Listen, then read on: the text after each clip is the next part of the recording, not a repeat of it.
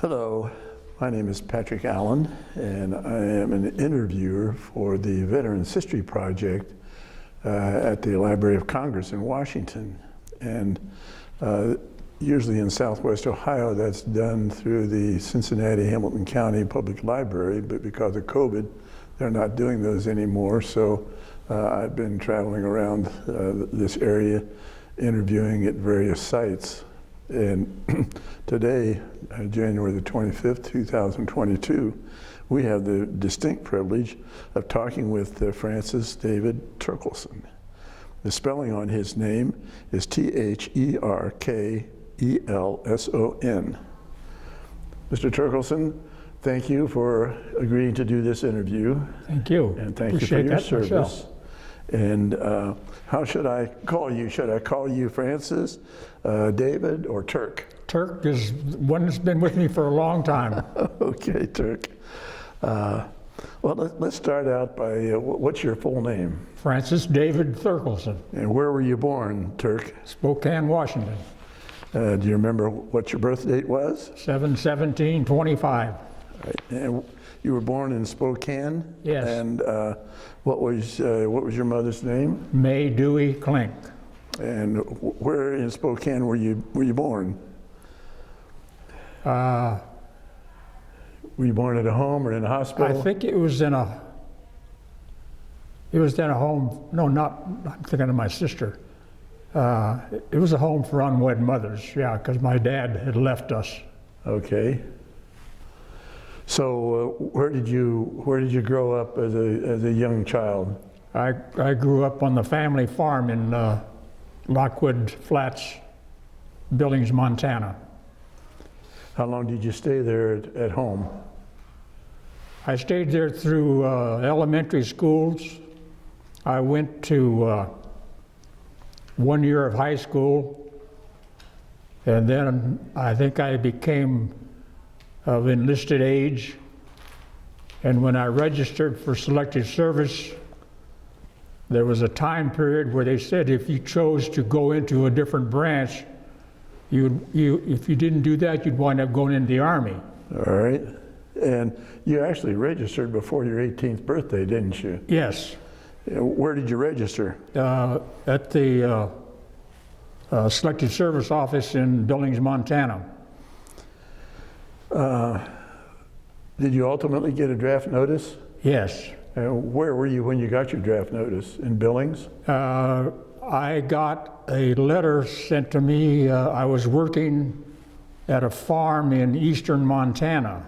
There's a fellow that I was working for that had a little dairy and agricultural farm. Do you remember his name? Claude Lund. L-U-N-D? Yes. What did you do for Claude? I did everything that a farm and ranch hand would do. I milked cows, I drove equipment, harvested crops, everything that a farm hand is expected to do. Did you graduate from high school? No. What grade did you last attend? I managed to get through the 9th grade. And then you went to work?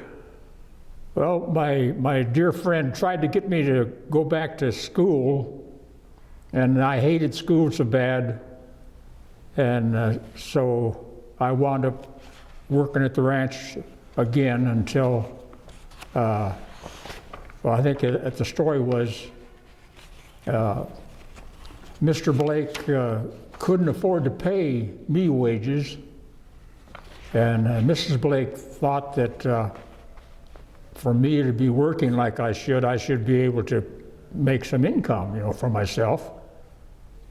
So she talked to some of her friends who were ranch owners, neighbors, and so they took me on as a farm hand. So they taught me how to drive this big heavy equipment and do everything that you do on a ranch. And that was the Lunds? No, that would be the Blakes. Okay. And the Shawls and the Ortmeyers. Those three guys were farm buddies that came out of the Bull Mountains, north of Billings. Okay. And they settled out there on Indian Creek when that land was opened up for purchasing.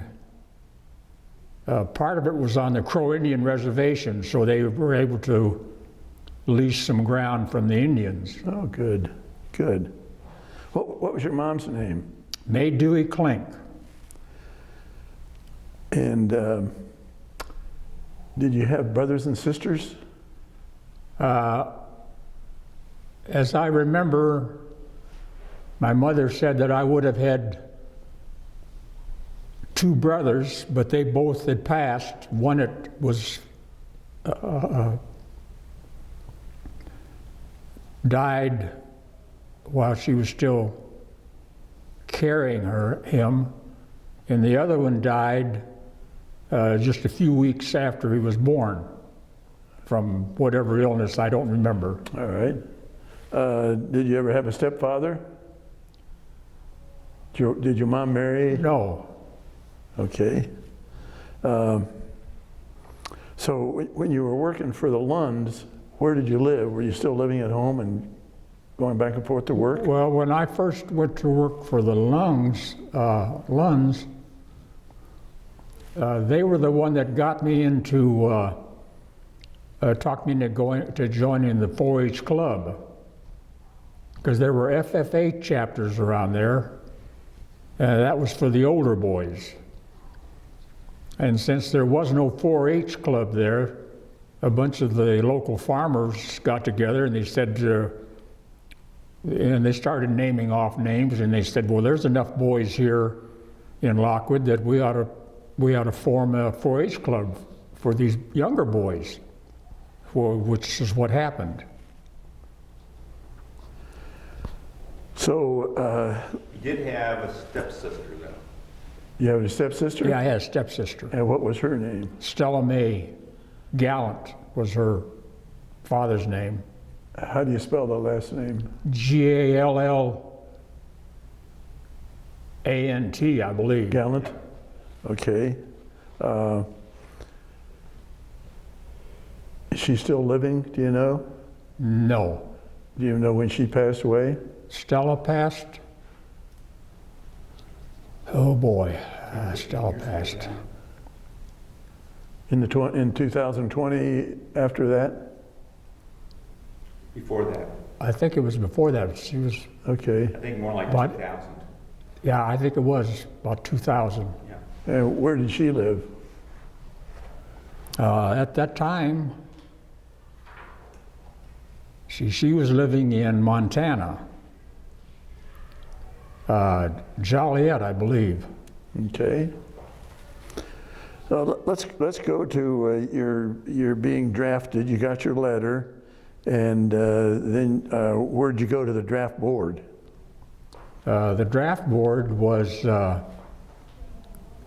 at the post office in Billings, Montana.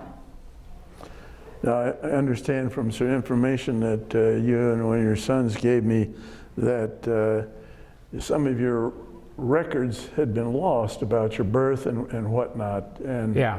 what did you have to do in order to have the draft board accept you? Well, I'd written letters to the state of Washington, and they could find no record of me. And so they all agreed that they would just go ahead and use the date that was submitted by my aunt and uncle, who I was living with, when I started grammar school. Okay. And I was 7 at that time, so they said, all right, then we'll just use 1925 as your birth year.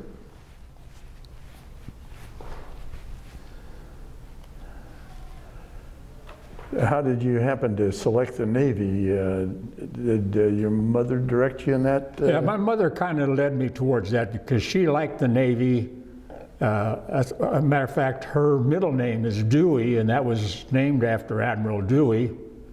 My mother liked the Navy, so she thought that this is where her son ought to be, where he could be sure to always have a good food and see a lot, doing a lot of travel, and would never have to live in a foxhole. Well, that didn't work out that way. Yeah. we'll get into that. I understand that. Where did you get sworn in?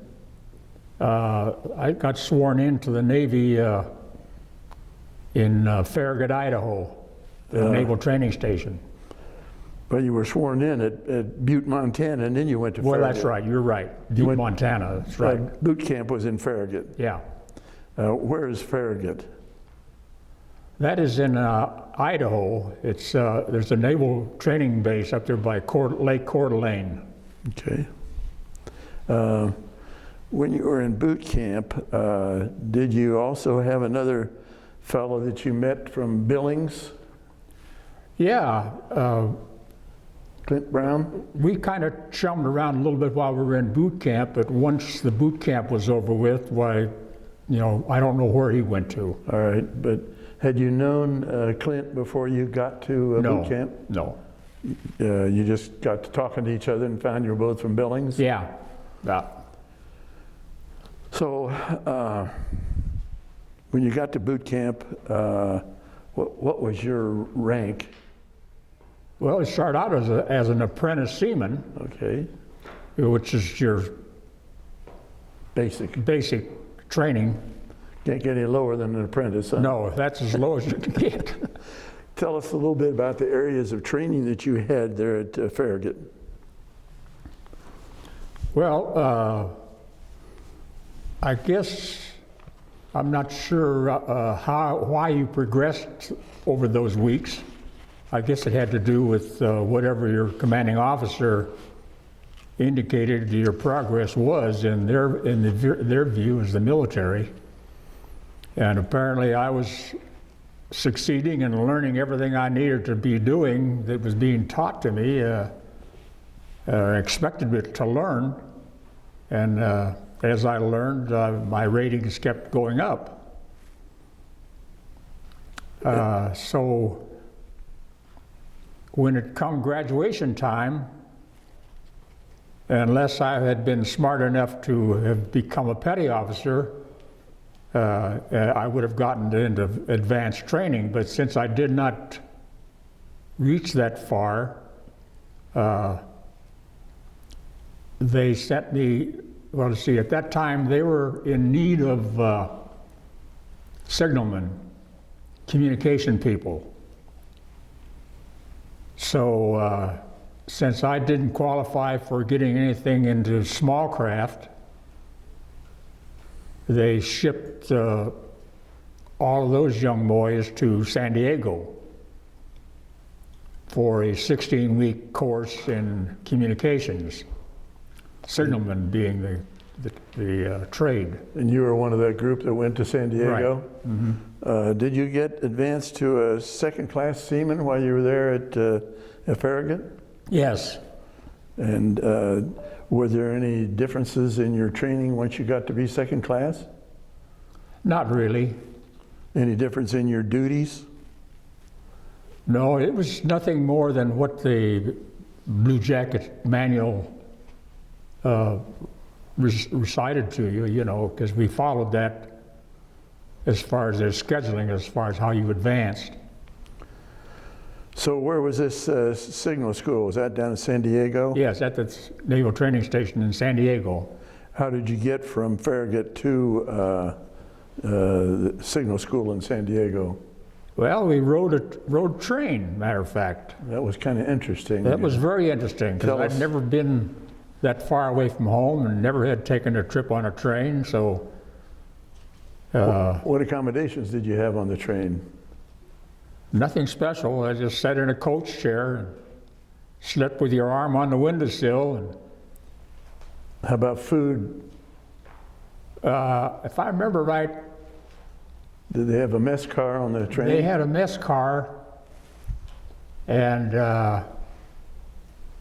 there were folks from, well, it was from veterans groups or USO groups that brought out sandwiches to pass out to these guys that were traveling. Okay. So how long did it take you to get to Farragut? To Farragut, it was just a bus trip of Well, from Farragut to San Farragut Diego. to San Diego. Yeah, how long did that take? A couple days? I think that was an overnight trip. I don't think it was more than one night on the train. Now, when you say they needed signalmen, what were some of the things you were trained to do as a signalman? Well, we had to learn the Morse code, both sight and sound, because we were taught to use the old key. Like a telegraph key? Telegraph key, right. But most of my training was mostly with visual learning of signals and learning the semaphore and talking with flashing lights. So what was a semaphore? Semaphore was a couple of square signal flags that were orange and yellow on a handle. And you put your arms in various positions representing a letter of the alphabet, or you gave a special signal that indicated that the next object was going to be a number, and that's how you determined when you got coded messages to send. And what kind of lights did you have to give signals? Sometimes there were handheld lights, and sometimes we used a flashing light which looked like a searchlight. It was about 12 inches in diameter, and it had baffles on it. And when you used the handle, a dit was just one time down, with a short burst of light. But if it was a dash, you left the blinds open longer. So that was the distinguishing between the letters. Okay. I've probably seen those in movies about the Navy. Yeah, right. Yeah. So how long was your training there at San Diego? That was 16 weeks.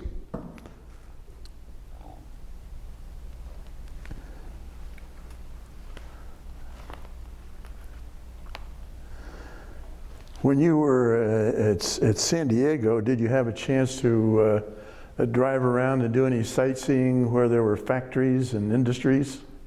No, because the only way we could get off the base would be on a bus. Okay. And of course, at that time, since it was wartime, all of the cities along the coast,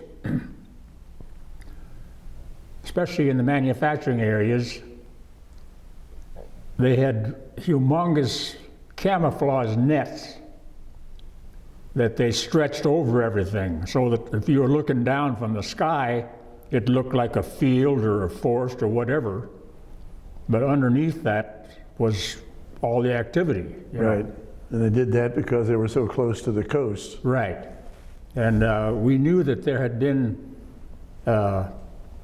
Japanese planes had been trying to get close enough to find out where all these places were at, I'm sorry, not planes, it was Japanese submarines. I think there were more of those that came close to our shores than people really realized. Mm-hmm. All right, did your status change at all while you were there at Signal School from a second-class seaman? I came out of there as a first-class seaman. Did your duties change then? Not a whole lot. If I had come out at a higher level, I would have wound up going to small craft of some type, maybe a destroyer or destroyer escort, tugboat or something like that. But since I didn't make that level, at that time war was going from these island hopping operations amphibious. So we went from San Diego to Oceanside, California, which was the It's a boat basin with the 5th Marine. Joint Assault Signal Company, yeah, we were attached to the 5th Marine Division. Well, before we get there, when you were back at signal school, tell me about your ability to recognize aircraft or ships as far as friend and foe. Well, ships, what they did, they put us in a small room, very low light, and they had silhouettes around the wall, and they were able to have these black objects moving. First, you might just see the stack of the ship, or you might even see some of the superstructure of the ship. And we were taught to identify friend or foe from just those silhouettes. And some of them could be Japanese ships, or they could be our own ships. So we had to be able to distinguish between them. As a signal person, did you have a certain period of time that you had to identify these ships, friend or foe? Well, you had to do it within a very short period of time, because time was of an essence at that time. Minutes or seconds? Right. What, seconds? Yes. And if you were not able to identify all these ships, did some of the fellows crash out of the program? I believe that you probably could have if you had not achieved that ability to do that. Did you have any problem identifying planes or ships? I did not. No, it seemed to be a natural for me because I liked it so well. Okay, we're going to go to your assignment there at the boat basin, JASCO, with the 5th Marines. And that was at Oceanside, California? Yes. And what did you do there, Turk? Well, when they moved us all to Oceanside, we lived on shore in what they called Tent City. It was big, huge platforms with the tents mounted on top of it. And we would either walk or be bused down to the seashore, where you then got loaded up in landing craft, and we would go out several hundred yards away from the beach and start doing the maneuvers of rotating in circles until you were given an order to proceed to the embarkation line, which would have meant this was the wave of troops who were now going to go to the shore, carrying the troops. Okay. And at that time, we had the 5th Marine Division with us, so those were the troops that we were carrying all the time. Well, was there any reason that you were with the Marines rather than just strictly Navy? Well, since at the start of that, they had the JASCO was the Joint Assault Signal Team that had Marine riflemen and Marine signalmen. And then, of course, we had ourselves as Navy signalmen. But then the Bureau of Navy personnel, because of the way the nature of the war was going, there was a new directive came out that said they were going to separate. They didn't like to have the Marines being used in that fashion? In that manner. Because they felt that for what they had trained the Marines to do was something much more important than being guards for some Navy people, So they were also protection for you guys? Yes, they were, sure. Because you didn't have your own guard units? We didn't at that time. So about how long were you there at the boat basin? About 2.5, 3 months? I think it was. Your next assignment was where, in Hawaii, Ilo? It was 3 months. 3 months? Okay. Yeah, we went by transport. Went to Camp Tarawa? Yeah, we got into Hilo, Hawaii, and then went on a convoy from Hilo across the island to Camp Tarawa. So you got there about September the 10th in 44. Yeah. As you were going from California over to Hawaii, did what kind of ship were you on? Just a troop transport or what? Yeah, it was just a troop transport, nothing fancy. So how many in your sleeping quarters? How'd you guys sleep? I suppose that there were bunks or Yeah, there were bunks hammocks that were mounted to the walls or hung from the overhead, and there's just barely enough room for you and your sea bag to get into that bunk. And that was all the room you had. a couple of feet? That's it, max. And about how many were stacked on top of each other? Well, I think in our quarters they were about 8 high. So Rack room. yeah, what was ugly about that was there was no ventilation, no air conditioning, that's for sure. All you had was big, huge air vents that they could blow fresh air from the top side down into the quarters. And that's all you had to depend on. Well, how about seasickness? Did you have any problems with that on the way over? Strangely enough, I got all of my seasickness out of me in the bobbing around in those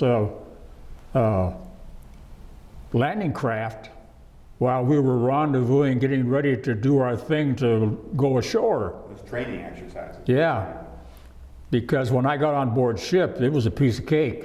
I wasn't bothered by that.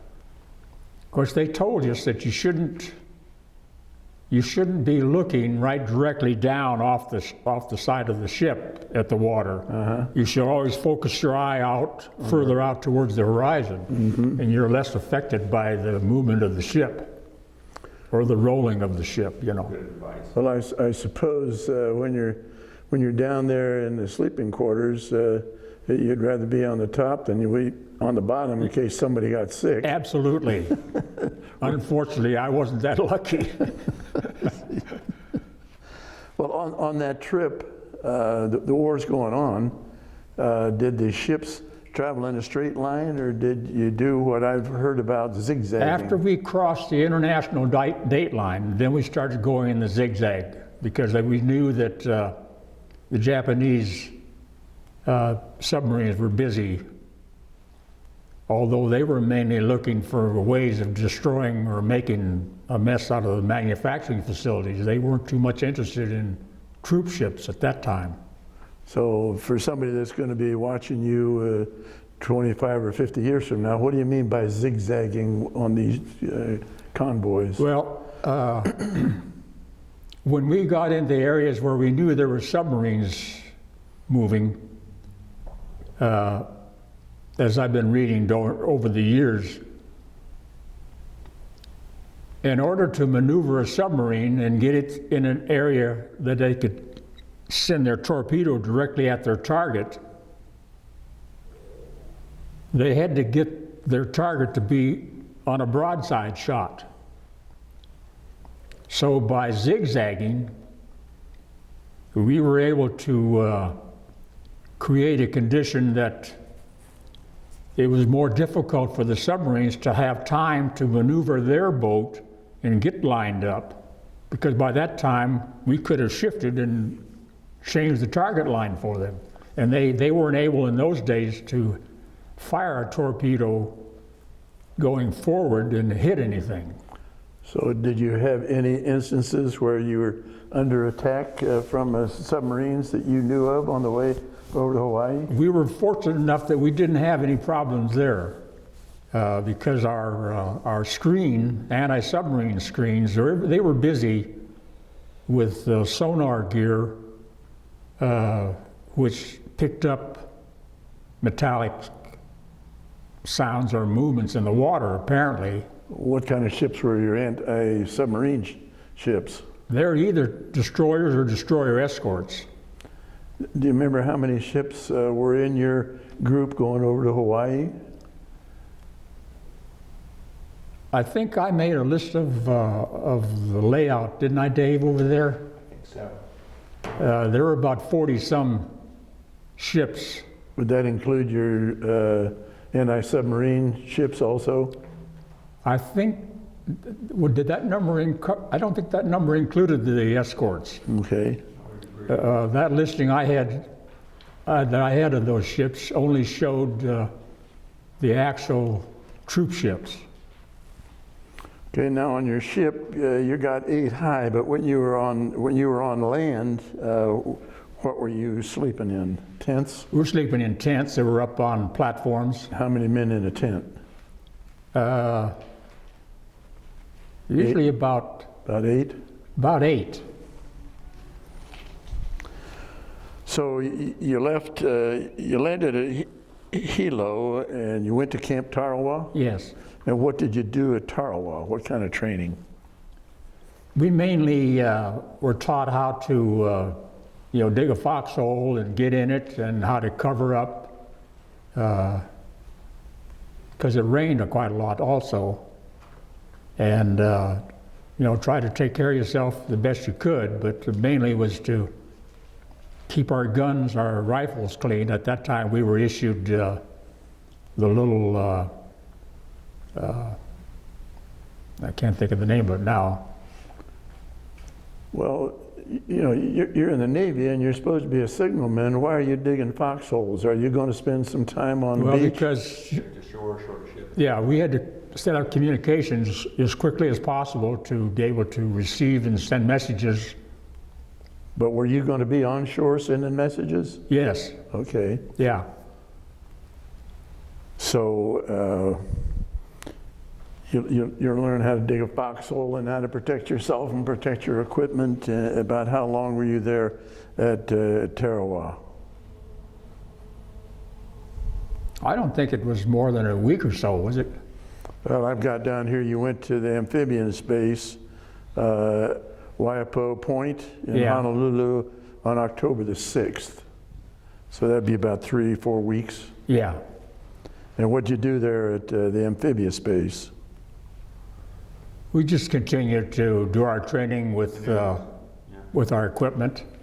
And living in tents? Yeah. At that point in time, you were assigned to a Navy beach party? Yes. Explain to us what a Navy beach party was. Well, at the start, the beach parties were made up of radiomen and signalmen, for communicating using the Morse code and lights, flashing lights. So that's how you communicated with what the beach master required or requested to be moved from the ships, to the shore. So at what point in time during a landing would you be a member of this beach party that goes ashore? Would you be in the first wave, or would the area already be secured?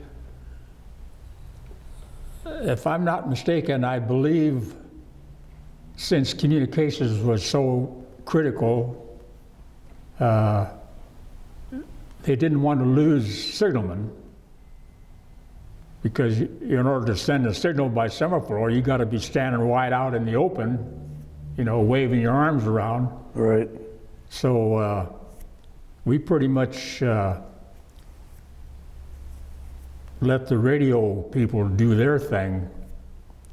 Or if we were able to be in a position where we could use a flashing light, they had to be shrouded in such a manner that the beam of light could only be seen, from somebody straight ahead of you rather than from a wide area. So you were there in Hawaii. till January when you went aboard the U.S.S. Cecil. Yes. So during that October, November, 3 months, what all did you do during that 3 months? Just the beach party training? Yeah, just continued doing our training and a lot of laying around.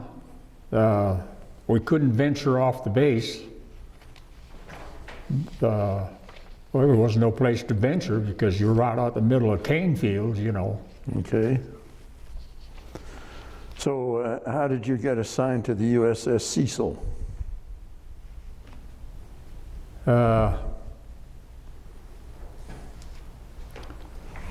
Could you pick a ship, or did they? No, my particular group, we were assigned to the commanding officer of that transport squadron.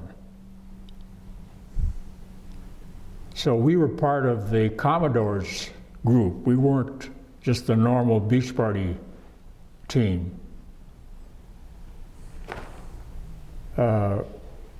We responded directly to the commands of the Commodore, who was our one-star flag officer at that time.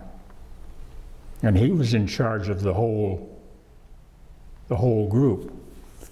Well, at that point in time, did you have any idea where you're ultimately going to go on board this ship? No. We never knew where our target area was until after we got out past the international date line. What was the Commodore's name? Do you remember? Commodore George McGovern. Oh, the George McGovern? Yeah. Okay. Now, did you have communications and talk with him? Since we were on what they call the flag bridge, that was his bridge. Since he was the highest ranking officer and responsible for the activities of that transport squadron. So we only acted on his command for sending and receiving messages. How many ships were in that transport squadron? Seemed to me like there was a couple dozen or more? Yeah, there was more than that. There were. I think at one time there was about 40 ships. 4 dozen, yeah. Yeah, because there was 4 divisions, Okay. and that didn't count the anti-submarine screens that were in there with us. So while you were there in Hawaii, were you ever under attack while you're on land or out in training in the ocean? Under attack No. by any Japanese? No. All right. So when you went aboard the Cecil, what were your duties? This was a sore point for the ship's company crew. We were privileged to just stay up on the Commodore's bridge, and we painted and shipped rust up on his deck. We didn't have to be involved with loading ammunition or loading food stocks and other supplies for the rest of the ship. And those people hated our guts. Was there a little bit of name calling? Oh, very much. The profanity was quite high. Were there any names they gave you that would be repeatable in this interview, or is it all rather subject? No, I don't think I want to repeat. There was some language there that I don't know where they came from, but it was widely used. Probably some things you hadn't heard before. Yeah, that's as a true. farm boy. And I hadn't heard of them at that time in my life. But I think the reputation passed along pretty good because the Navy folks have got a reputation for having a pretty bitter tongue. Mm-hmm. Salty. So about how many crew were on the Cecil, total crew? I think somewhere in the vicinity of a little over 100 or so of ship's crew. Okay. So And a lot of passengers though, didn't you? Yeah. in your training there in Hawaii, did you go through training for amphibious landings? Yes. And how often did you go through those trainings? Was it daily or a couple times a week or what? Well, it was every day there was some degree of training going on for us. Mainly learning how to still work the equipment and take care of it. And then also being able to continue to learn the codes and so forth that were being used.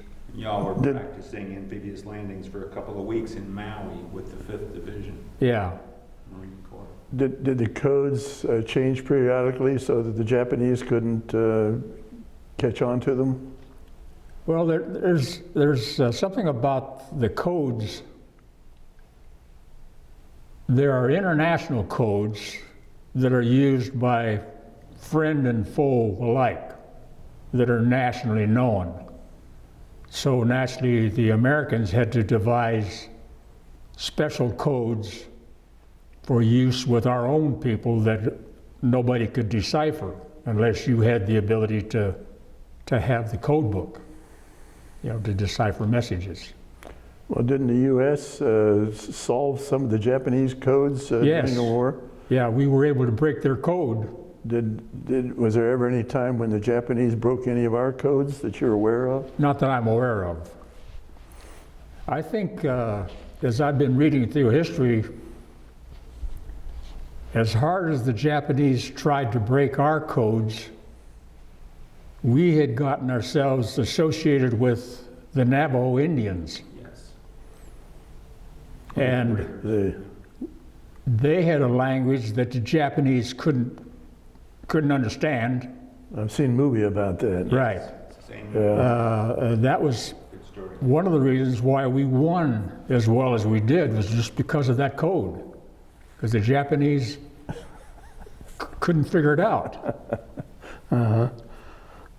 Well, on these practice amphibious landings, did you go in with the other fellows on the LSTs, or did you go in a smaller ship? We went in on just those little, what they call MVPs, or whatever they. I think that sounds right.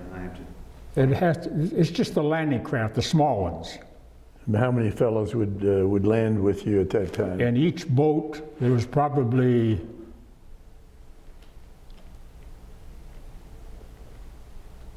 probably 12, 15 men were in there with their packs and rifles. How tall were you at the time?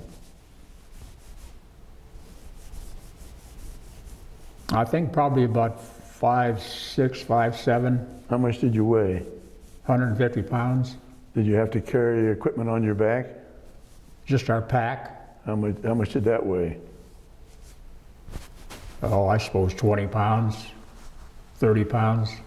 Okay. Well, with the rifle and ammunition belts, might be a little more.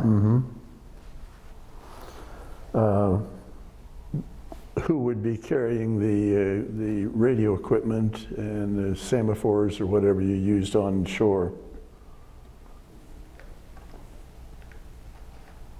Well, since we were in teams, signalmen usually carried signal flags. Signaling lights were usually mounted on tripods so that you either triggered the light with a finger trigger or you had a baffling device that was used to make up your codes. And then you have a radio with you. Yeah, I didn't deal with radios, or our group didn't deal with radios. That was strictly for radio, what they call radiomen. Okay. Have any idea how many practice landings you did there with the 5th Marines there in January before you left? One a week, 2 a week? I would imagine because they were dealing with the whole division, after my particular group, did their landings, well, then you'll return back to shore and return back to your quarters, while the rest of the division was, being put through their routine. Then we do that maybe once a week with the whole group, or was it just a couple of times? Oh, it might be a couple of times a week. I was gonna say more than that. You did that for several weeks. So after Maui, you guys took on your fuel and supplies, and then you went to Eniwetok? Yes. And what was the object of going to Eniwetok? I think it was probably to get refueled or add on to our fuel on the ship. Did you stay there any period of time? As I recall, I don't think so. That was Is in there a the, date in there on that? About a week. About a week, okay. that was in the Marshall Islands? Yes, Yeah, they took on fuel and supplies and moved on. right. And again, did you have the anti-submarine screen when you were going over to Eniwetok?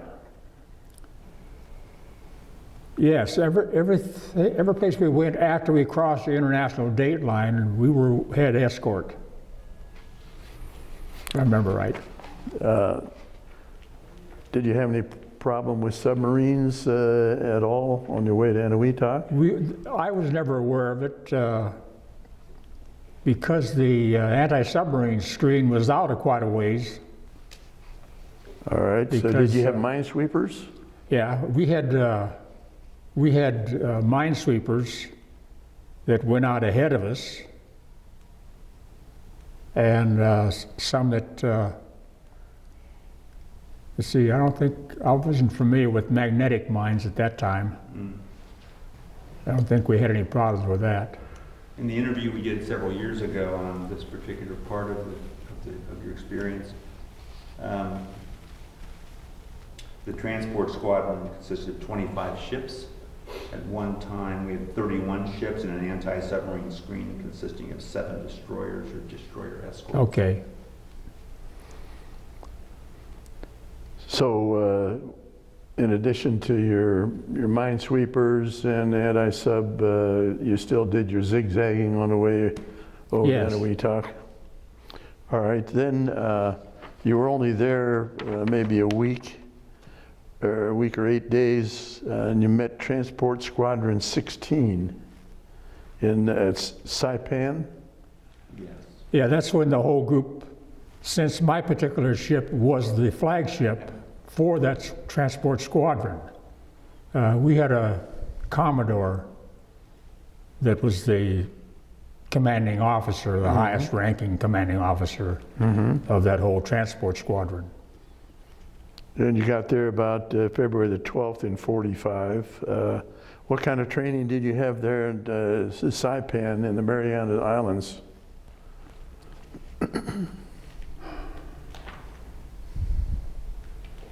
We never did go ashore at Saipan.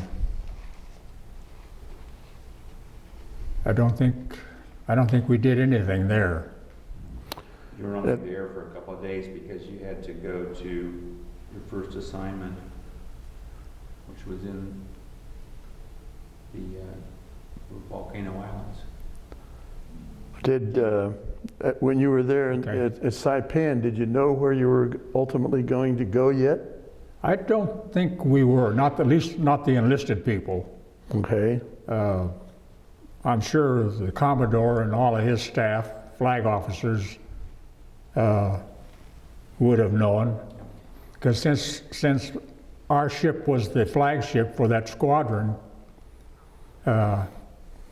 it wasn't unusual when we went into some of these island ports that we would be meeting up with high-ranking naval people, you know, from the War Department. Mm-hmm. Well, you left Saipan and you got to Volcano Islands on February the 19th in 45.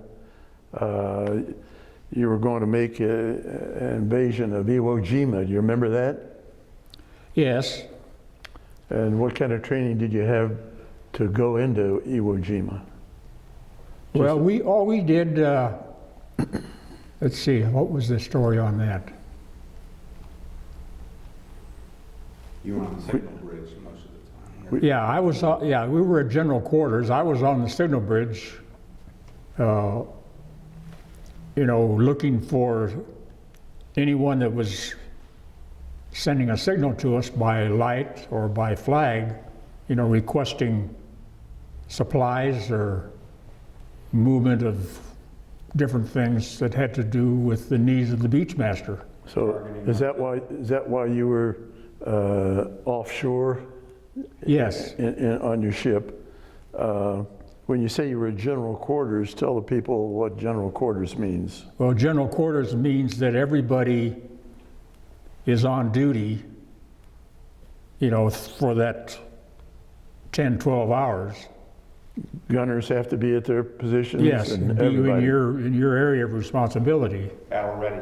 Yeah, to be looking for people that was wanting information.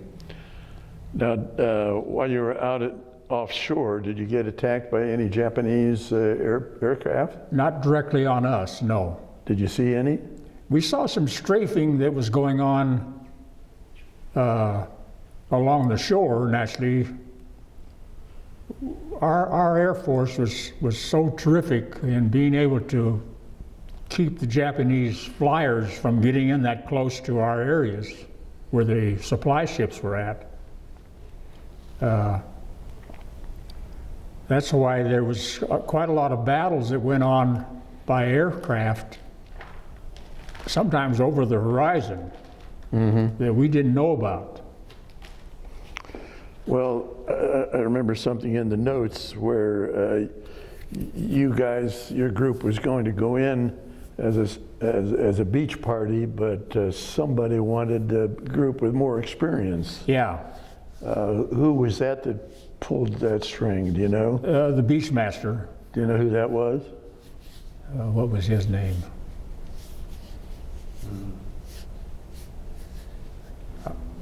I'm not sure if I Well, that's all got his right. name written down or not. So But, were you disappointed in that, or were you relieved that you well, didn't? we were relieved, naturally. The folks that had to go in had already been at Saipan and Tinian, and they were pretty PO'd.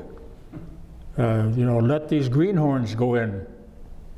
But the Beachmaster said no, he wanted somebody that had already been indoctrinated to fire to go in, because they felt they would be more capable to get themselves in a safe position. And direct fire effectively? Right.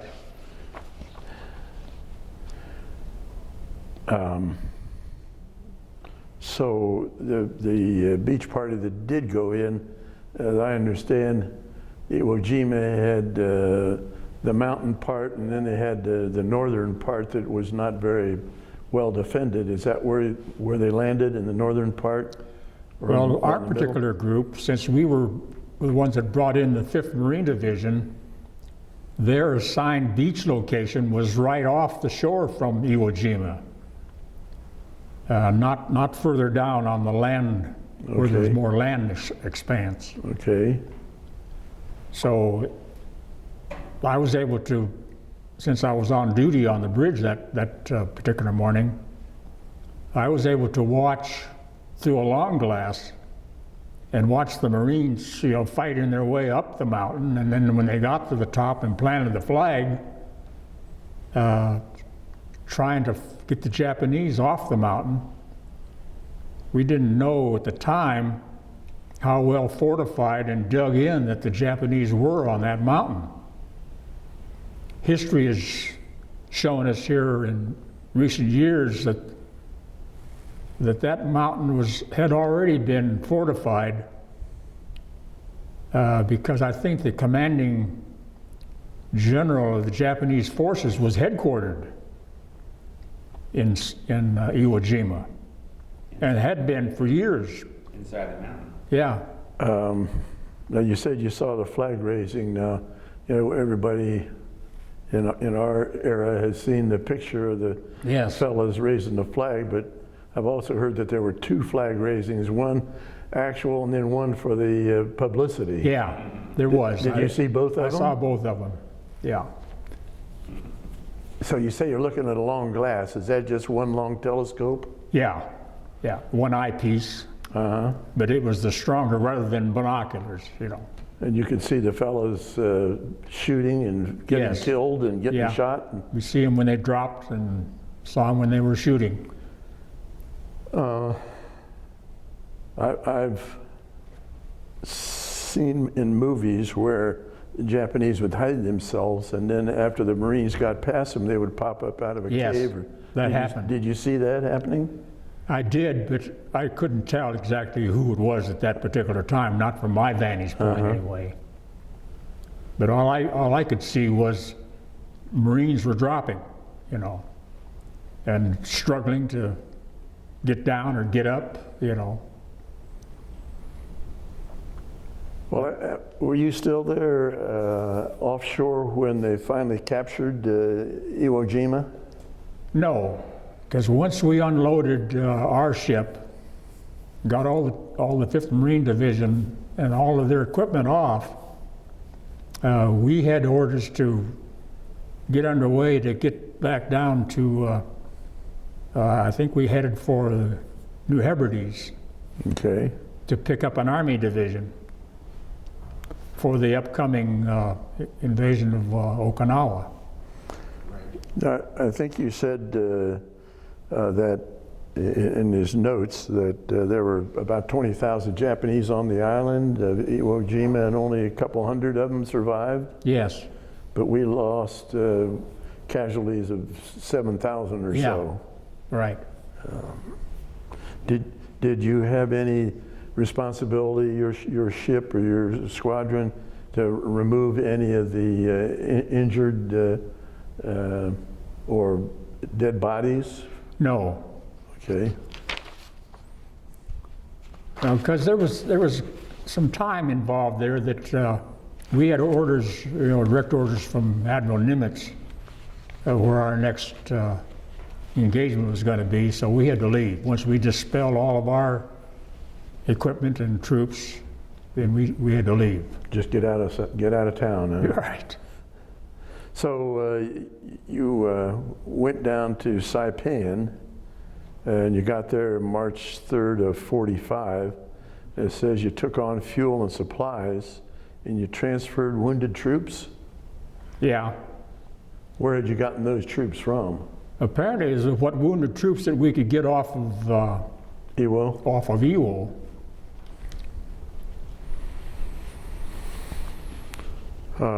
Your next place after that was you were in the Marianas, and you crossed the equator. Remember crossing the equator and have a little... Oh yeah, you got that big ceremony. Yeah, that was something else. Tell us about that. If I remember right, what they did, they had large tubes that they opened up on board the ship. And of course, they poured everything that they could find into that tube. And they'd make all the guys that had never crossed the equator before, you know, get in there and crawl through all this. You know, there was the garbage out of the mess room and out of the kitchen, and slop and fuel and anything they could mix up to. And you said You said in your earlier interview with me many years ago, the domain of Neptunus Rex. Is that what they call that? Oh, yeah, well, the guy that was the head guy, yeah. Right. He was a greasy old fat, what the heck was he? He was a master sergeant, I think. But anyhow, the people that had never been across before, they had to, you know, Had to be indoctrinated. had to be indoctrinated, yeah. I remember they used to, some of these guys had nice mustaches where they'd cut about half of it off, or they'd shave about half your head, you know, and let the rest of it be. And of course, Just like a college hazing. that's right. That's exactly what it was. So then, when you crossed the equator, you went to Tulagi in the Solomons, Tulagi, yes. and there had been some real bad fighting on Tulagi earlier before you got there. hadn't Yes, there? yeah, that had all been, yeah, I remember just witnessing the fact that we had traveled through the Guadalcanal area, that we could see the results of the battle there. You know, the palm trees were shot down, stripped, you know, the land was barren from all the gunfire that had, Same thing hold true over in Saipan? and- Yes. Yeah. So what did you do there at Tulagi? You were only there a couple of days. yeah, I think we probably just took on supplies for our own ship, or there might have been some of the other ships that might have had to have some repairs done. Then you went to Espiritu Santo in the New Hebrides? New Hebrides, yeah, Yeah, and you loaded on the 29th Infantry Division? yes. And where were you going to take them to? I think that was getting to be in preparation for invasion of Japan. But then I don't think that come to fruition, did it? No. Well, you had to land on Okinawa before you went to Japan. Yeah, right. And it's So is that fuel and supplies at Ulithi. why you? Ulithi? Okay. So at Espiritu, you take on the 29th Infantry. Was that in preparation for going to Okinawa? I think it was. You're right. Yeah, we Right. weren't ready for Japan yet. No. So then, a couple weeks later, on the 3rd of April, you took on fuel and supply. Fuel and supplies at Ulithi. And at that time, you knew you were going to be going to Okinawa? Yes, I think so. That was 6 days later. Is that the first time you learned you were going to Okinawa? It probably was for me. I'm sure that the higher up officers all knew what was going on as far as the plans for upcoming invasion, sure. Yeah, the enlisted people, they weren't privy to a lot of things that went on. Well, you're only 18, 19 years old, and the guys in your unit are pretty much the same age, weren't they? Yes, And when you're there in the war zone after you cross the international date line, were you nervous, afraid, or what was your emotional feeling? I guess we were scared. We didn't know what we were coming into. We didn't have any realization of what war was like, you know. I'd never fired a rifle, especially at somebody. So I knew that was going to be trauma in itself, you know, to shoot a human being. I remember talking to a real good friend of mine that I'd met after the war when we were working in a factory in Detroit. And we got to sitting down talking about that, and he shared with me how difficult it was for him when he looked down his rifle and had to kill a man, another human being, that it just, it was something that was hard for him to take in, you know, because the guilt was there, that you had just killed another human being. Well, but that stage it was kill or be killed. Now, that's true. That was really what the bottom line was. And for those that could shut that out, they were the ones that were most likely to survive. But if you showed any other weakness, you likely were going to make mistakes and wind up getting killed yourself, you know. Yeah. So were you actually involved in the landing at Okinawa? Was your ship and your...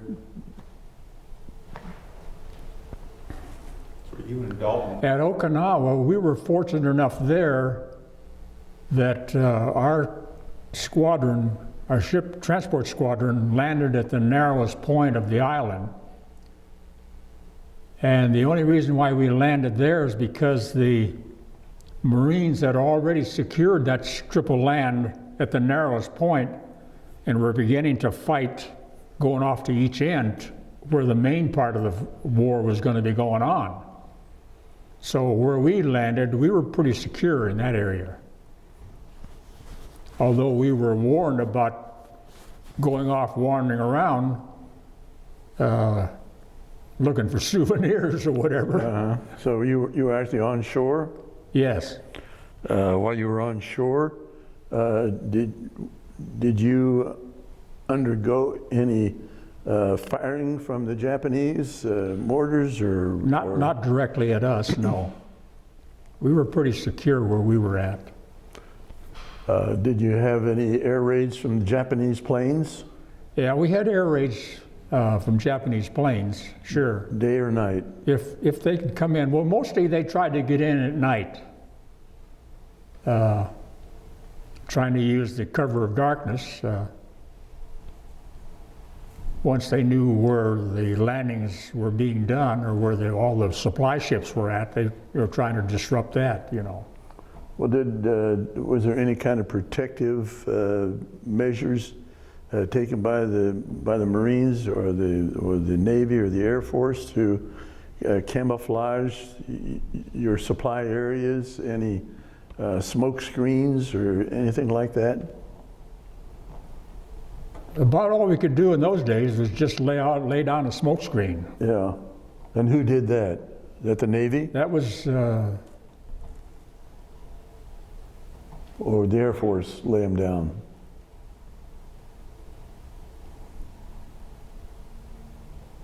I'm not sure. Were you there? Did you see some? Were you protected by some of the smoke screens? Oh yeah. Was it pretty effective? Yeah, I would say yes. Perhaps the mines? So when you were on Okinawa, were you in a foxhole? Yes. And you have a foxhole buddy? Oh yeah. What was his name? James Dalton. Yeah. Where was Jim from? He was from Tennessee. Did you communicate with him at all after the war? Oh yeah, we've kept in touch with him, and we still do to this present day. So he's still living? He's still living. Oh, good, good. But he won't talk about the war at all. He's just blanked it out. Okay. I talked to his son about 2 weeks ago. Yeah. Oh, wow. Did he have any injuries while he was there on Okinawa? No. Anybody in your group get any injuries? No.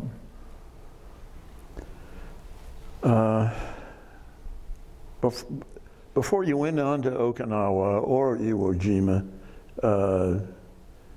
did they have any church services or any prayer services for the men before they were going to go into battle?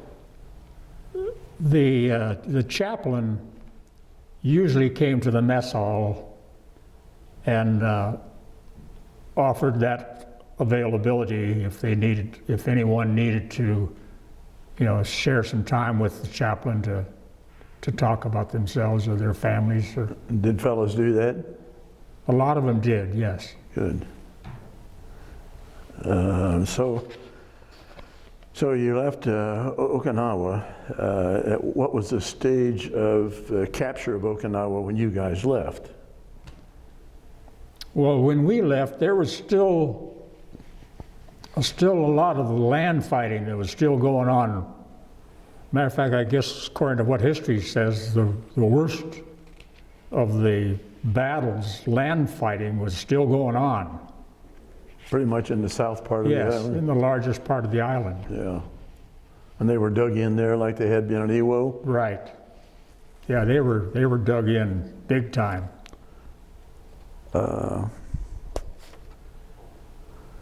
So then from there, you went to Saipan for fuels and supplies, Yes, and then back to Ulithi.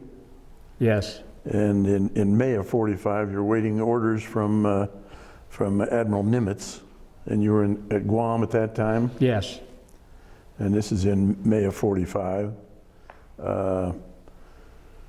You had to go to Leyte for some repairs. What kind of repairs did you need? Or was that to other ships in your squadron? I think it might have been, let's see. We may have had some engine problems, but I know some of the other ships in the squadron needed attention, needed repairs. Then you were in the Philippines, Luzon, and you did a lot of shakedown cruises through the islands. Yeah, apparently there was some work that had been done on our engine that they needed to check it out. Where were you when you learned that we had dropped the atom bomb? If I remember right, I think I was in a foxhole when we first heard about the bomb being dropped. Do you remember where you were?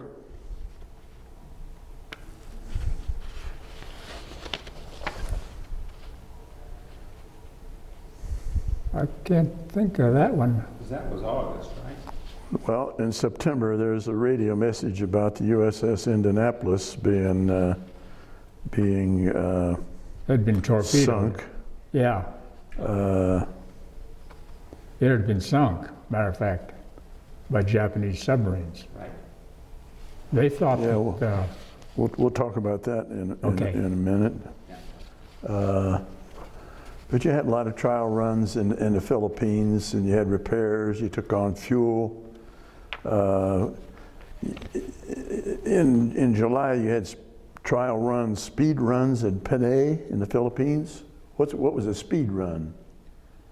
I guess it's when you test it out to see if the ship's engines could hold up under stress of a lot of forward drive in the ocean, you know. Then later in July, on the 31st, you loaded the 33rd Infantry Division of the U.S. Army for the upcoming invasion of Japan. Mm-hmm. Were you instructed or trained anything about what you were facing when you might attack Japan? No. We didn't, at least the enlisted people didn't know anything. So they didn't tell you guys what might be going on? No. There's a mention that when you were in Subic Bay, you had some USO shows, Yeah. and one you had a real big rain and your uniforms got all dirty. So what did you do for that? Oh boy. Yeah, when we found out that we were going to be allowed to go to see a USO show, the Navy was required, because at that time there was the Dutch and the, see who else was it? Oh, the Dutch and the English. Yeah, the British Navy, they had sailors in there. They were all dressed in whites. So our Commodore says, then our people are going to be dressed in whites. So we went ashore to see this USO show, and all we could do was sit on the ground or sit on whatever we could find if there was any rocks. And the platform for the show was, you know, down the bottom of the hill, where they built a stage and they put up, you know, the curtains and dressing areas, you know, for all the folks that were doing the entertaining. And that was all well and good, but when the show was over, about the time, just before the show was over, here come a torrential downpour of rain, and everybody was scurrying for cover, and the folks that were all out there as audience, you know, took off running to get back down to the shore to get to their landing craft to go back out to their ships or to the buses or whatever. And because there were just dirt roads, and when that rain came, everything was just a big mud wallow then. And actually the whites didn't stay white very long. He said, What'd you do to try to clean them before you got back on board ship? Well, all we did was just dive in offshore and get as much of the mud off of us as we could and get back on board ship. And we found out that naturally the ship's laundry could only handle so many of the troops' clothes, you know. Mm-hmm. So it took a long time. So a lot of times we'd tie a rope through our trousers and our shirts sleeves and threw them overboard and let them drag through the salt water, which cleaned them out pretty well. Well, did you get any grief from the powers that be when you got on board ship with all muddy? No. They understood pretty well. They understood very well what had happened and nothing we could do about it. But was that the first USO show you had been to?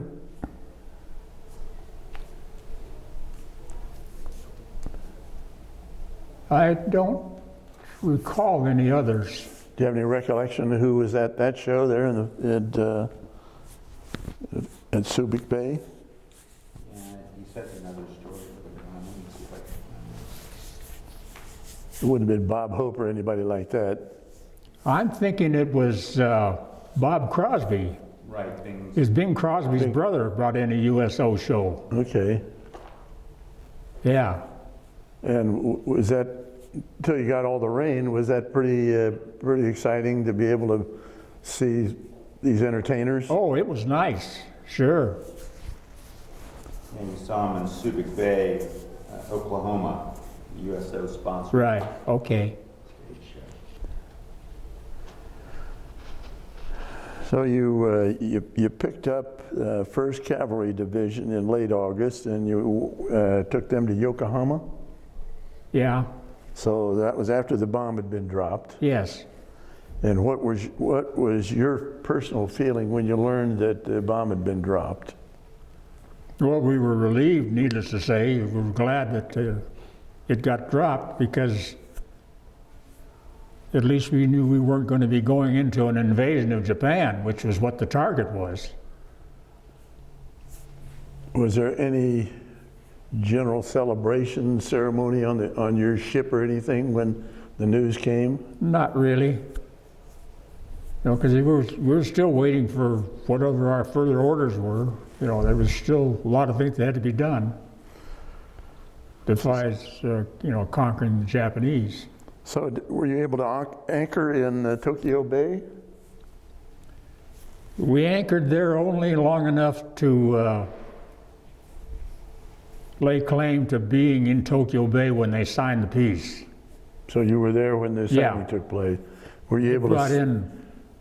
Well, there were hundreds of ships from all the Allied nations that were in Tokyo Bay to be on hand where you could say you were there. You couldn't witness the actual signing because there was not that much. We couldn't get that close to the Missouri, but we knew we were there close. Mm-hmm. The thing it is, I guess the whole idea, because we didn't know what kind of treachery that the Japanese might pull off, even at the signing of the peace, that they might try some last-ditch effort to prolong the war, you know. They were bound to fight to the end. as they claimed, they were going to fight right to the last child in Japan, because they even trained their children. How did you find that out? We found that out years later. We didn't find it out anywhere Okay. close by at the war. But when you were going into Tokyo Bay, were you able to see any of the fortifications that they had prepared? Oh, yes. What can you tell us, describe some of that for us? Well, I can remember all along the shoreline, there were huge fortifications of mammoth, long gun, what do you call them? Cannons, I guess. Okay. Yeah.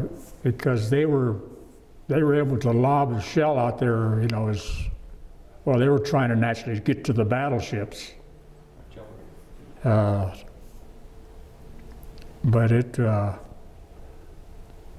we could tell that if there had been a plan to attack Japan, it was so well fortified by all types of firearms and gun emplacements,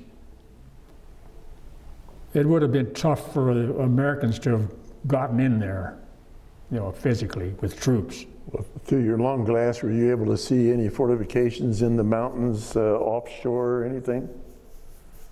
I didn't notice any, not where we were, but particularly where we were at. Okay. At any time, did you see any of the devastation where the atom bomb had been dropped to either city?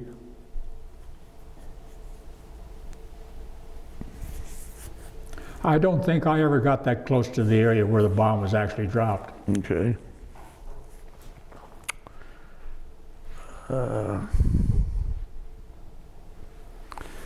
Well, you took on fuel there at Lady, September the 11th. Then on September 16th, you loaded up the 41st Infantry Division. Now the war's over. What are you doing with the infantry at that point? Is there still some skepticism over the Japanese? Yeah, there was. And then I think there might have been an effort by us to move troops up towards Manchuria, if I'm not mistaken, because we knew that China and Russia were going to need all the help they could get, because Russia at that time was still our ally. Mm-hmm. You know. They became our ally kind of late in the war, didn't Yeah, they? right. At least in the Pacific. Now, they were in it over in Europe. But Yeah, in the that's Pacific, right. They didn't join us until late. That's right. Now let me go back. A few minutes ago, we talked about the U.S.S. Indianapolis, and what do you know, either what you heard or what you've learned since then about the sinking of the U.S.S. Indianapolis? Well, the way I understand it, we had heard that the Japanese were active in that area of the Philippines because they had found out that we were going to put together this atom bomb, and they were trying to destroy that bomb before it got put together. But they didn't know that for some reason or another, we were able to hide our movements, and we had already passed through that area with those parts of the bomb to get them assembled when they finally dropped them in Japan. So they missed us at that point. It had already been to Tinian, and it was on the way back to the Philippines. Yes. And the story I got was that the captain at night, or whoever was in charge of that ship, didn't have them zigzagging. Yeah. And the story could have been different had he not done that. That's right. Yeah. He was going for speed. Yeah. So when you got the message about the Indianapolis being struck, was your ship in any position where you could have gone to help them? No, we couldn't. I know that since I was on the bridge that morning when that occurred, and the Commodore had already gotten his orders from Nimitz that we couldn't delay. We had to proceed in order to meet our commitments for the rest of the war. Pick up the 33rd. Yeah, we had to pick up another Army division. So you unloaded the 41st that you had picked up, and you took them to Honshu, the Kure and Honshu? Yes, as occupation troops, yeah. Now, did you ever arrive at a conclusion about the quality of the Japanese army that was out doing the battle on the islands as opposed to the troops that had been kept in Japan for defense? I don't think that I was aware of anything like that. We knew that naturally they were going to hold back their best troops to defend the homeland.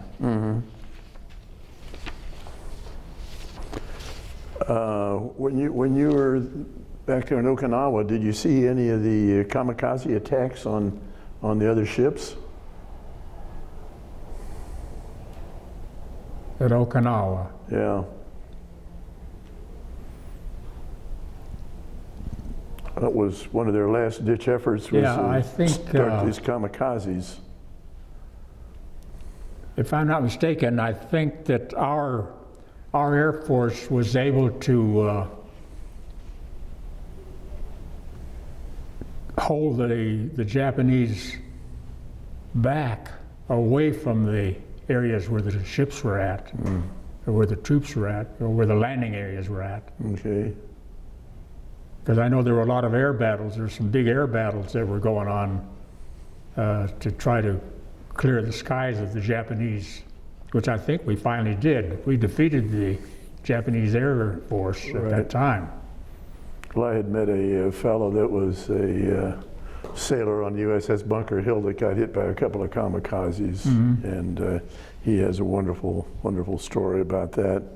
There were 68 fellows trapped below deck, and he was trained in welding, and he could weld underwater, and he saved all of them. Oh boy, no man. Yep. Yeah. Seemed like I heard that story. You returned back to the U.S. in November 2nd of '45, San Pedro, California. Uh-huh. How long did you stay there before you were able to go home on leave? Looks like a couple of weeks. It was a very short time when I come off the ship that I headed for home. You had 28 days in Billings on leave. Yeah. Did you have enough points to get out of the service yet? No, I didn't. So when you had your 28 days up, you had to report back. Yeah, I had to report back. I think I wound up going to the Puget Sound Navy Yard. Yep. Bremerton, Washington. Right. And what'd you do there?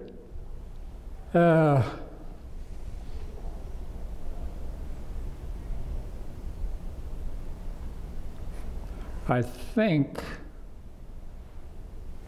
it was about that time that the Maryland, U.S.S. Maryland. That was in April. The Maryland was towed in, put in dry dock in April. In April? Yeah.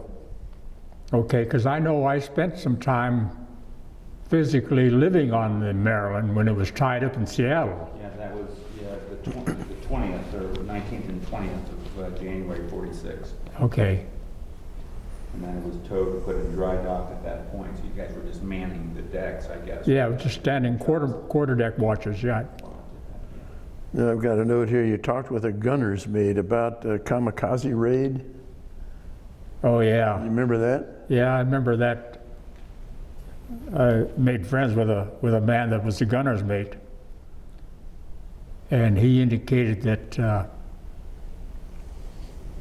when that kamikaze plane dove into the ship, if he hadn't been in that barbette, he would have been killed, because that barbette was, so heavily fortified. Well, it's fortified as to how massive that turret is, That turret on these battle wagons is quite a piece of equipment in itself. Protected him. Yeah. So was he actually on the Maryland, U.S.S. Maryland? He was a gunner there? Yeah.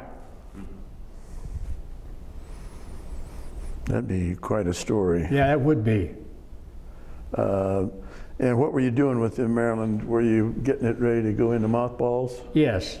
So what'd you do to put it in mothballs? All the duties I had at that time was stand quarterdeck watches, and in the off hours I was down in one of the compartments shipping rust and painting. Shipping paint, huh? Yeah. So you were sent from Puget to the Personnel Separation Center Right. in New York, No, I think that's in Bremerton, Bremerton. It says PSNY. What does that mean? Puget Sound Navy Yard. Oh, okay. So you became a civilian May the 4th. Yeah. And what time of day?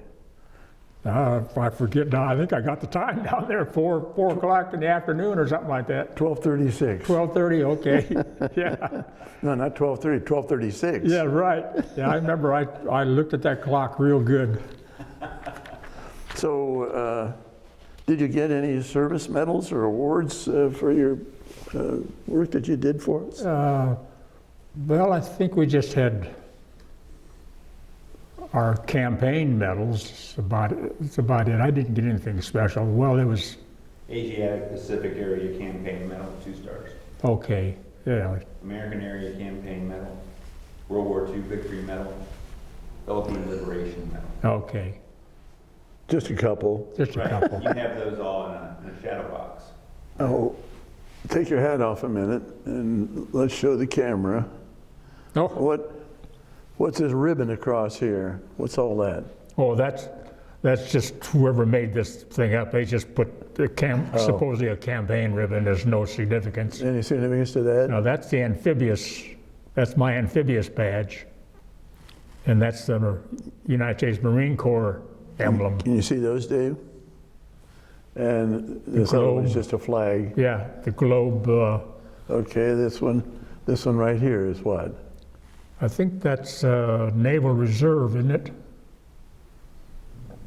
Yeah, my Naval Reserve pin, and then the discharge button. The one above that? Yeah, Honorable? yeah, honorable discharge. Yeah. Yeah.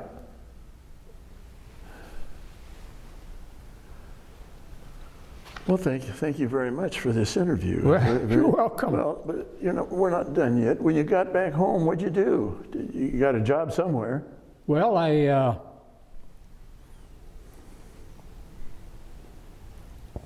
let's see, I came out to Blake's Ranch, didn't I? Started to work Back to the ranch. as a ranch hand. Yep. Yeah. But you didn't do that the rest of your life. No, What'd you do? I think I worked for the Blakes for a little while because Don Blake had already had a hired hand there, and he couldn't afford to pay me. He'd be paying another hired hand. So 2 of his buddies that were ranch owners adjoining them, they said they could use me. So I went to work for those 2 gentlemen and rode horseback and fed cattle and fixed fence and did all the other stuff you do on a ranch. And then what did you do to support yourself? Well, I think after I finished up working for Kendall Shaw's, I got I'd been writing to my Navy buddy that had been with us, with me through the war. He was living in Detroit with his mother and family. And so he said, why don't you come back to Detroit? He said, you can get a job in a factory out here. You can make a lot more money than you can being a ranch hand. So I thought, well, that's a good idea. So one of Mr. Blake's brothers was at the ranch, and he was driving to Detroit. And he said, well, why don't you pack up your footlocker and I'll take you to Detroit. So That was Floyd, right? that's what we did. He drove me right to Detroit, Gratiot Avenue, and dropped me off at my Navy buddy's home. Jim Dalton. Yeah. And went to work in a little factory there. Met a man who turned out later to be my wife's cousin.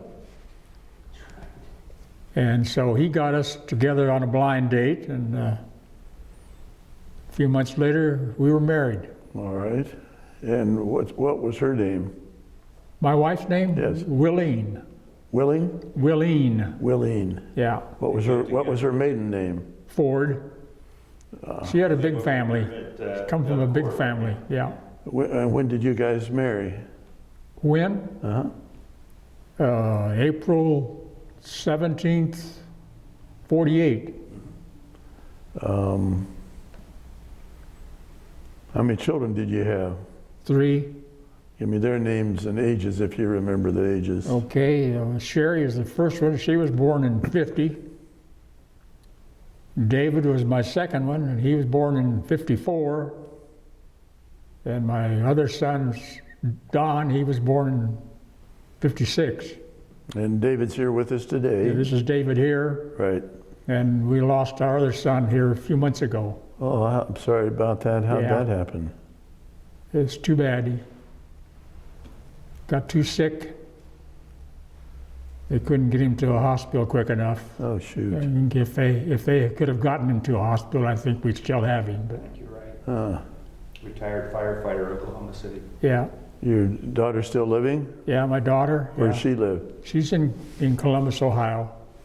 What does she do? Is she retired? She's a retired nurse, and her husband had also recently died. I should say he passed away. What's her last name, married name? Boyd. Yeah. And does she have any children? Yes. How many grandchildren did She you had have? 3 children, and we've got about 6 grandchildren. Okay. David has some children. Yeah. What's his wife's name? David. I have 2 children. Yeah, David has 2 children. What's his wife's name? Therkelson. Christine. Her name's Christine. Yeah. Yeah. And your son that passed away, what was his name? Don. Don. Donald Ray. Was he married? He had been a couple of times. Okay. They didn't work out. Do you have children? But he had wound up his last wife. He has a daughter, so we still got a granddaughter. Daughter Kirsten, her birthday is today. Yeah, how about that? Oh, we should be at her party. Yeah. Right. Well, when did you retire from any kind of work? Well, let's see, retired. Well, I retired from, About 30 years ago. yeah, the last day of 1992 I retired from work. From where? From Mettler, Toledo. Yep. Toledo State. What did you do at Mettler? I did a variety of jobs for those folks because I started out as a service technician, and then I wound up teaching technicians how to work on the equipment. Was this Then I- heavy construction equipment or No, cars this is or what? retail scales in the food supermarket. Okay. meat department, produce department. So I wound up teaching classes on that, and I traveled around the country training technicians and teaching technicians and training customers, how to use the equipment. Became a regional divisional service manager in Wow. multiple states. Yeah, How long did you work for Mettler? been there 40 years. That's right. So did you go there from the little shop in Detroit? Yeah. That's quite a good career with those folks. They treated me very well. Good.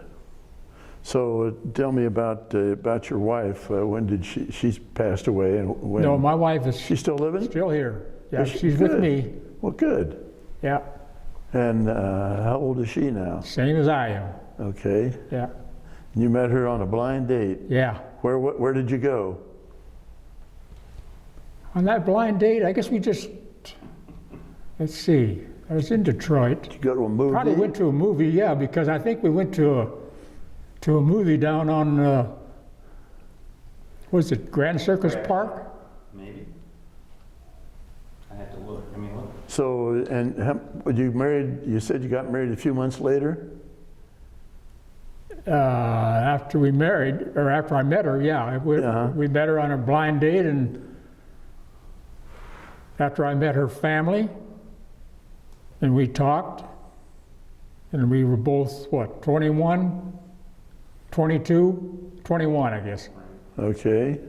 We decided she loved me enough, she wanted to get married and start a family. So you had been released from the service by that time. Yeah, right. There's a photograph taken a couple of years ago of all of us here in this area. I don't know if you can home in on that or not. Set it on your knee so it's steady. And tilt it down. Here we go now. Hang on. Those are my mom and dad, my wife. Hang on. Let it just settle for a second. Our two daughters and their husbands. Got it? Thank you, Tom. So, golly. Well, who's on the far left here? Oh, that's Jean and Sarah. That's David's daughter, Sarah. On the left are On the left, I'm sorry. This is my granddaughter here, And her husband? Rebecca, and this is Nick, her husband. That's Willie and I. And then there's Dave and Chris, and Jean and Sarah. Okay. So you call your wife Willie? Yeah. I happen to practice with a lawyer who's got a girlfriend, Wilhelmina, but they call her Willie. Is that right? She's Dutch. Yeah. Now, what's your wife? She's Irish and German, I think. Mostly Irish. Yeah, mostly Irish. Yeah. And what's Therkelson? What's that? That's Norwegian. All right. I'm Norwegian, and my grandmother's a cold black-headed Swede, and my grandfather was a brown-headed German. So when did any of those relatives come to the U.S.? Well, let's see. My Was your German grandfather born in the U.S.? Yes. My grandfather came from Germany Okay. And and went to school in New York City. And after he went through school, and he migrated west, and he met my grandmother, who was visiting some of her relatives who were from Sweden in Minnesota. And what was your grandfather and your grandmother's names? My grandfather was Henry C. Klink, and my grandmother, she was from Sweden, so her name was Carrie Brandt, I believe. Right, Brandt. And how about your grandparents? Was that your great-grandfather? Or your grandfather? Oh, that would be my grandfather. was How about Henry C., how about your mom? Was she from the U.S.? Yeah, she was born in Montana. Okay.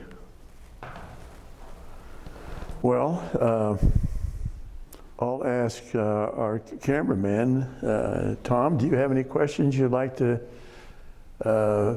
ask our wonderful interviewee?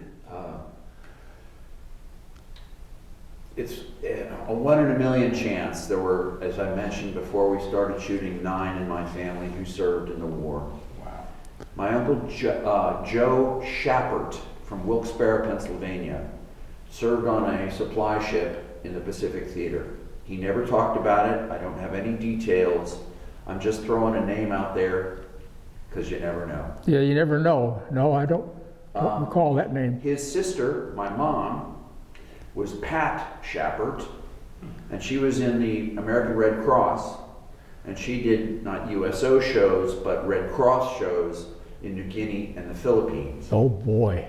And my other uncle by marriage, Mike Kelly, came in way late in the war, but had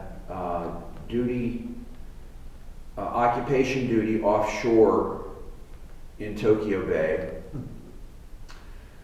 and spent 32 years in the Navy and finished as the Command Master Chief of the U.S.S. New Jersey. Oh, my goodness. Yeah, What a career. what a career. Did you ever go to any of those Red Cross shows in the Philippines? I don't recall that I ever did, because the USO was putting on these traveling shows back when I was in. Okay. Well, I'll ask your son if he has anything he would like to bring up or ask you about. My father, with a 9th grade education, became a successful manager in nearly a Fortune company for 35 years, and raised a great family, has been a great role model for me and my siblings, and frankly, my daughters and their husbands, and my sister's children and their spouses and families. He is a hero and a wonderful person. And so glad that you got in touch with us. Well, I am too. Thank you. Well, this is going to be the end of our interview. Okay, I'd like to enjoyed it. Thank you, and I'm sorry it was so long, but you had a lot to talk about. And thank you for your service. Oh, thank you. I appreciate your interest in this. I hope you have many more years of good health. I hope so too. Thank you. I'm truly blessed.